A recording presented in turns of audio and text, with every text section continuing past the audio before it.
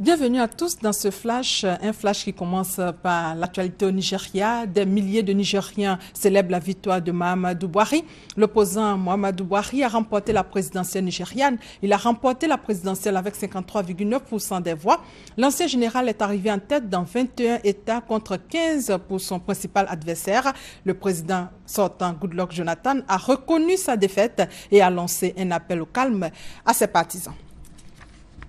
En bref, ici, un séminaire gouvernemental sur la scolarisation obligatoire des enfants de 6 à 16 ans s'ouvre ce matin. L'objectif de ce séminaire gouvernemental est d'adopter le document stratégique sur la scolarisation obligatoire proposé par le ministère de l'Éducation nationale en réponse à la volonté et à l'engagement du chef de l'État d'instaurer à compter de la rentrée 2015-2016 la scolarisation obligatoire pour tous les enfants de 6 à 16 ans. 2 milliards d'ovins dans le monde sont menacés par la peste des petits ruminants, une maladie animale très contagieuse réapparue alors qu'elle était considérée comme éradiquée, ont affirmé des experts à Abidjan hier. Les experts appellent à une campagne de vaccination contre ce virus. On fait le point avec Hervé Blé. La peste des petits ruminants, maladie très répandue, virulente et dévastatrice, a des impacts significatifs sur l'économie, la sécurité alimentaire et les moyens de subsistance des éleveurs. Ce sont près de 2 milliards de petits ruminants qui sont menacés dans plus de 70 pays. L'Organisation des Nations Unies pour l'alimentation et l'agriculture FAO et l'Organisation mondiale de la santé animale OIE, en choisissant Abidjan pour conjointement organiser la conférence internationale pour l'éradication et le contrôle de cette maladie animale, marquent leur volonté de la voir disparaître du monde. Nous avons tous les outils pour y arriver. Il nous manque seulement une volonté politique commune de toutes les régions et pays infectés en Afrique, au Moyen-Orient et en Asie. Il nous manque des ressources pour appuyer les pays infectés les plus défavorisés.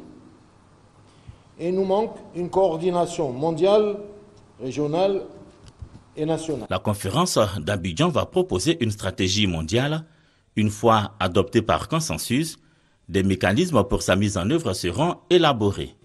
L'initiative prise par la FAO et l'OIE d'accompagner les 73 États touchés par la peste des petits ruminants à retrouver un statut de pays indemne et de confirmer l'absence de circulation du virus dans le monde est louable et appréciable. Elle mérite le soutien de tous les États du monde. Objectif pour tous, en finir avec la peste des petits ruminants d'ici à 2030. Objectif tenable pour le directeur général adjoint de la FAO avec l'engagement national et international. Une réunion de haut niveau sur l'engagement et l'appui est prévue à cet effet jeudi, 3e jour de cette conférence internationale. Le fonds de prévoyance de la police nationale a remis des chèques à 86 policiers à la retraite après plusieurs années d'attente. Au total, 362 millions de francs CFA décaissés par ce fonds pour ces retraités. La cérémonie de remise des chèques en présence du ministre Ahmed Bakayoko. À l'étranger, la Cour pénale internationale a un nouveau membre, la Palestine. La Palestine veut juger les dirigeants israéliens pour crimes de guerre ou liés à l'occupation. Cette adhésion est un pas de plus dans la confrontation diplomatique et judiciaire engagée en 2014 par la direction palestinienne.